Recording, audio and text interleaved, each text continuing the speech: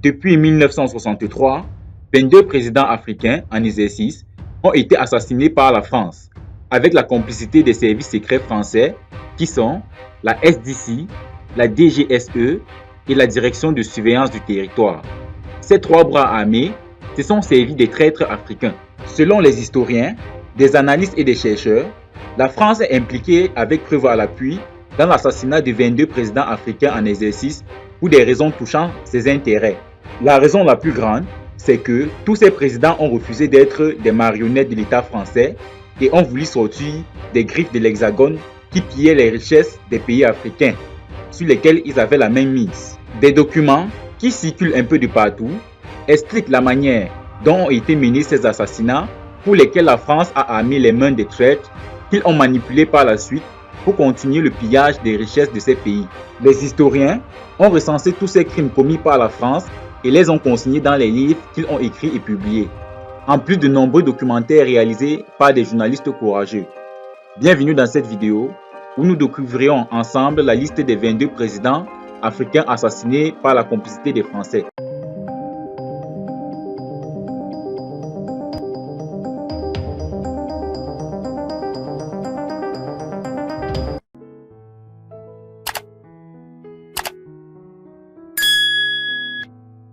En numéro 1, Sylvanus Olympio, premier président togolais assassiné le 13 janvier 1963 à Lomé, juste devant l'ambassade américaine lors du coup d'État fomenté par Nyamsimbe Ayemdema.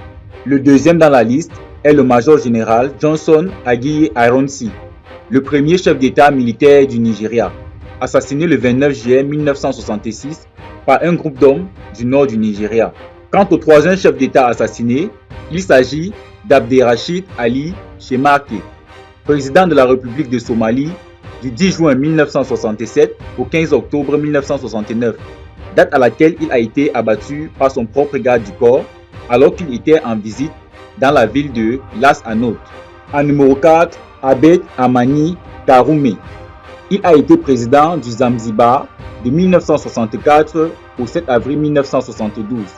Date de son assassinat par 4 hommes qui lui ont tiré dessus. En numéro 5, Richard Rastrimandjava. Il a demeuré président de Madagascar pendant 6 jours, du 5 au 11 février 1975. Date de son assassinat à Antananarivo, la capitale malgache. En numéro 6, François Tombabaye, dit Gata Tombabaye, est un homme d'État tchadien qui est devenu premier chef de l'État tchadien post-indépendance. Il a été assassiné le 13 avril 1975 dans les circonstances obscures. En numéro 7, le général Murtala Ramad Mohammad. Il a été chef du gouvernement militaire fédéral du Nigeria du 29 juillet 1975 au 13 février 1976, date de son assassinat. En numéro 8, Marien Ngouambi. Il a été président du Congo puis de la République populaire du Congo du 31 décembre 1968 à son assassinat le 18 mars 1977. En numéro 9, Kafari Benti. Il a été président de la junte militaire en Éthiopie, qui avait pris le pouvoir après le renversement de l'empereur Haïlé Sélassié, du 28 novembre 1974 au 3 février 1977, date à laquelle il a été assassiné. En numéro 10, Ali Swali Tsashiwa. Il est un homme politique et ancien président de l'État comorien qui a tenu tête à l'hégémonie française et au sinistrement du célèbre Bob Denard. Malheureusement, le mercenaire le renverse et il est assassiné le 13 mai 1978. En numéro 11, Enouad El Sadat, très connu des Égyptiens, il a été président de l'État d'Égypte de 1970 au 6 octobre 1981, date de son assassinat au Caire. En numéro 12, William Richard Tolbert. Il a été président de l'État du Libéria de 1971 à sa mort assassinée en 1980. En numéro 13, Thomas Sankara. Il est un homme d'État anti-impérialiste, révolutionnaire, socialiste et panafricaniste. Il a été chef de l'État de la République de Haute-Volta, baptisé Burkina Faso, du 4 août 1983 au 15 octobre 1987, date à laquelle il a été assassiné à Ouagadougou. En numéro 14, Ahmed Abdallah Abderrahman. Il a été à plusieurs reprises chef d'État comorien. Il est assassiné d'une rafale de pistolets mitrailleux le 26 novembre 1989 en présence de Bob Denard, avec qui il était pourtant en froid. En numéro 15, Samuel Kenyon Doe. Il est mort assassiné le 9 septembre 1990 à Monrovia. Il a été le premier président autochtone du Libéria depuis son indépendance, élu en 1985 jusqu'à sa mort le 9 septembre 1990. En numéro 16, Mohamed Boudiaf, dont l'histoire est connue de tous les Algériens. Il a été assassiné le 29 juin 1992. Un assassinat qui demeure à ce jour inexpliqué, malgré l'arrestation de l'auteur principal et sa condamnation.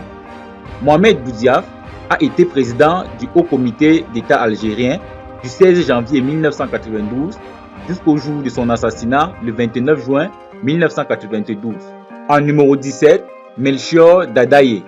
Il est le premier président démocratiquement élu du Burundi. Il est investi le 10 juillet 1993 et ne fit que 102 jours au pouvoir, puisqu'il a été assassiné lors d'un coup d'État le 21 octobre de la même année. En numéro 18, Cyprien Taryamira. Lui aussi n'est resté que pendant une courte durée au pouvoir, juste 2 mois, puisqu'il a été élu président du Burundi le 5 février 1994 et a été assassiné le 6 avril 1994 à Kigali. En numéro 19, Juvenal Habyarimana. Il a été président du Rwanda de 1973 au 6 avril 1994, date à laquelle il a été assassiné lors d'un attentat. En numéro 20, Ibrahim Baré Menassara, président du Niger de 1996 au 9 avril 1999, date de son assassinat lors d'un coup d'État. En numéro 21, Laurent Désiré Kabila. Il a été président de la République démocratique du Congo de mai 1997 à janvier 2001, date de son assassinat. En numéro 22, Muammar Kadhafi, président et guide libyen, assassiné en 2011 par la CNT française. Le dernier en date et 23e président à avoir été assassiné par la France est le président tchadien Idriss Déby, car il a osé vouloir voler de ses propres ailes. L'histoire retiendra que tous ces crimes sont demeurés à ce jour impunis, malgré les montagnes de preuves qui incriminent aussi bien les politiciens que les services spéciaux français. Viendra-t-il le jour où la Cour pénale internationale en convoquerait quelques-uns? La question demeure posée.